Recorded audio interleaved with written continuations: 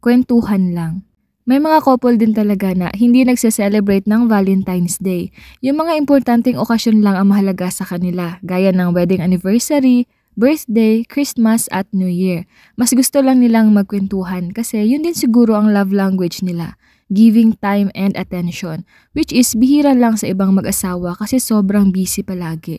Kaya maswerte ka kung may time kayong makapagkwentuhan ng iyong minamahal. Greetings lang.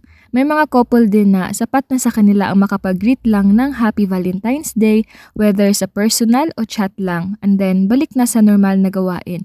Kasi siguro, busy din sa trabaho at hindi talaga sila nagse-celebrate ng Valentine's Day. Normal lang din naman yan, mas mahalaga pa rin na may budget tayo sa araw-araw. Nagsisimba at nagdarasal. May mga couple din na sapat na sa kanila ang makapagsimba at makapagpasalamat sa ating Poong May Kapal sa lahat ng biyaya na kanilang natatanggap. Kung hindi man makapunta sa church, at least magdasal lang din kahit nasa bahay lang. Magpasalamat palagi sa ating Panginoon. Kung swerte ka sa asawa mo, palagi mo yang ipagpasalamat sa Diyos kasi bihira lang sa panahon ngayon ang loyal at faithful.